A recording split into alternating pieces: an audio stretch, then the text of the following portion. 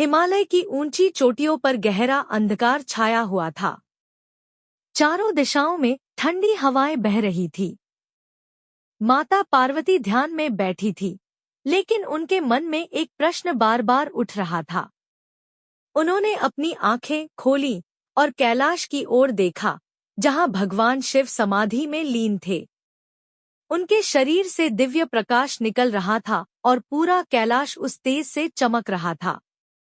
उसी समय देवर्षि नारद वहां पहुंचे।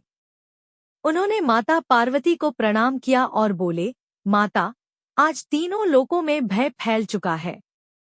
एक असुर ने कठोर तप करके ऐसा वरदान प्राप्त कर लिया है कि उसे कोई देवता पराजित नहीं कर सकता।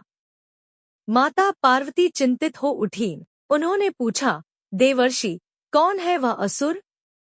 नारद बोले, उसका नाम कालकेश है। उसने वर्षों तक अग्नि के बीच खड़े होकर तप किया। उसकी भक्ति से प्रसन्न होकर ब्रह्मा जी ने उसे वरदान दिया कि देवता उसका अंत नहीं कर पाएंगे। अब वह अपने अहंकार में स्वर्ग और पृथ्वी पर अत्याचार कर रहा है। यह सुनते ही माता पार्वती भगवान शिव के पास पहुंची। उन्होंने विनम्र स्वर में कहा, प्रभु, संसार संकट में है। देवता भयभीत है। आप ही इस संकट का समाधान कर सकते हैं। भगवान शिव ने धीरे धीरे अपनी आंखें खोली। उनकी आंखों में अद्भुत तेज था। उन्होंने शांत स्वर में कहा, पार्वती, जब अधर्म बढ़ता है तब उसका अंत निश्चित होता है। समय आने पर सत्य की विजय होती ही है। इतना कहकर भगवान शिव कैलाश से उठे। उनके उठते ही धरती कांपने लगी। आकाश में बादल गरजने लगे।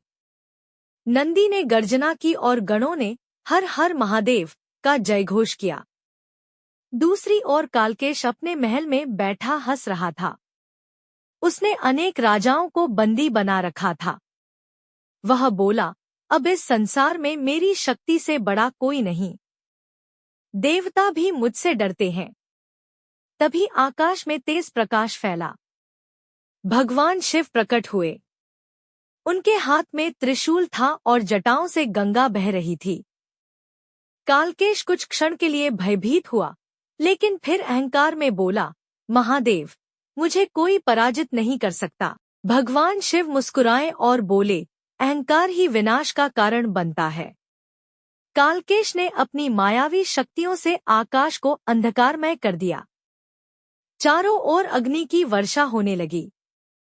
देवता भयभीत होकर भगवान शिव का स्मरण करने लगे। तभी महादेव ने अपना डमरू बजाया। डमरू की ध्वनि से पूरा ब्रह्मांड कांप उठा। उस ध्वनि से कालकेश की मायाएं टूटने लगी। क्रोधित होकर असुर ने विशाल रूप धारण किया और भगवान शिव पर आक्रमण कर दिया। युद्ध इतना भयंकर था कि पर्वत टूटने लगे और समुद्र में तूफान उठने लगे। देवता आकाश से यह दृश्य देख रहे थे। तभी भगवान शिव ने अपने त्रिशूल को आकाश में उठाया। त्रिशूल से दिव्य प्रकाश निकला और सीधा कालकेश की ओर बढ़ा। असुर बचने का प्रयास करने लगा, लेकिन महादेव के प्रहार से उसका अहंकार चूर हो गया। अगले ही क्षण उसका अंत हो गया। असुर के अंत होते ही आकाश से पुष्पों की वर्षा होने लगी। देवताओं ने भगवान शिव की स्तुति की। माता पार्वती ने प्रसन्न होकर महादेव को प्रणाम किया। भगवान शिव बोले, जो भी सच्चे मन से मेरा स्मरण करता है, मैं उसके सभी भय दूर कर देता हूँ। कैलाश पर फिर से शांति लौट आई, लेकिन उसी समय दूर एक गुफा में एक और रहस्यमय शक्ति जाग उठी। उसकी लाल आंखें अंधकार में चमक रही थी।